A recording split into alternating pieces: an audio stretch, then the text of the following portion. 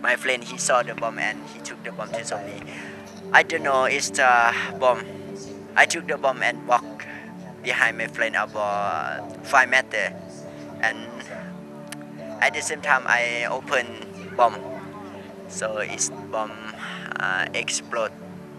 My name is Pongsavat. Now I am 18 years old. This is Pongsavat's story narrated through his performance.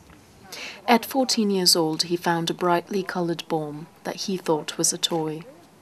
A toy that changed his life forever. His story that he performs to an international audience every week is a recurring narrative of many children of Lao. Lao, a country with a population of about 6 million, is considered the most severely affected as a result of the Cold War military conflict in the region, known to most as the Vietnam War. The socio-economic impact of unexploded ordnance on the country is staggering. According to latest reports by Handicap International, 25% of villages in Lao are contaminated, with 41 out of the 46 poorest districts affected. Cluster munitions have either injured or killed about 500,000 people between 1964 and 2008. To obtain a full picture of the devastation caused by the persistent bombing of one of Southeast Asia's poorest nations, one has to visit the information center of COPE in the capital city of Vientiane, an organization that provides rehabilitation to the victims of unexploded ordnance. Survivors such as Pongsavat, who are a frequent presence at the center, seek to use their situation to raise awareness worldwide about the suffering of the people of Lao, in a war that they claim was never theirs, yet a war the impact of which they continue to endure.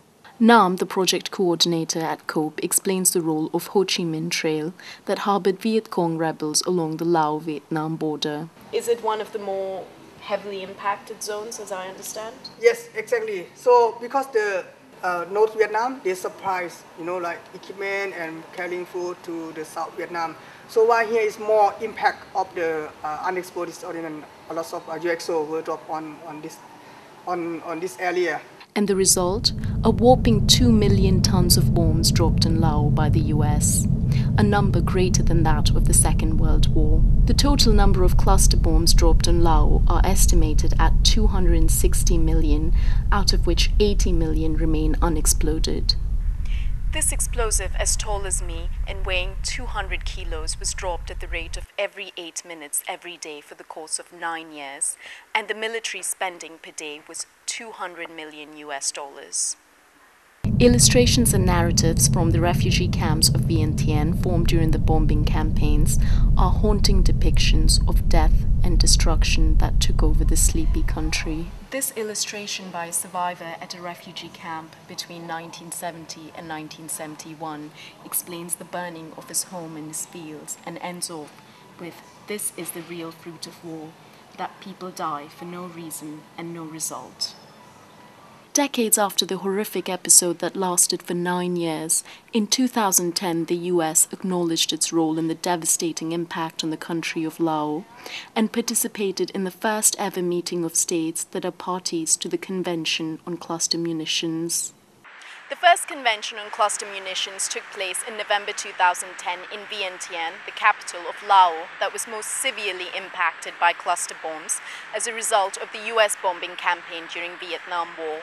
But according to latest reports by Human Rights Watch, 38 out of the 108 countries that signed the treaty are currently using, producing, exporting and stockpiling the weapon. This effort that resulted in the Vientiane Declaration recognizes that action taken so far to help victims and prevent accidents is not enough. Demining organizations claim that it will take Lao at least 100 years to rid itself of unexploded ordnance at the current rate. Meanwhile, organizations such as COPE provide prosthetics to Laotians who cannot afford them.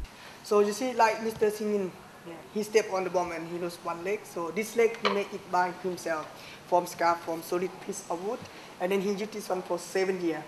When explode, I cannot see a picture and I cannot hear, like sleeping.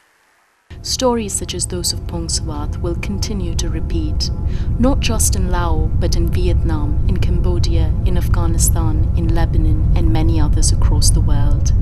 all because of the refusal of 34 countries producing cluster munitions to join the treaty to ban the weapon altogether. Meanwhile, all those working towards eliminating cluster munitions in Laos insist that this legacy must end before other positive ones can begin. Preeti Nalu, Press TV, Vientiane.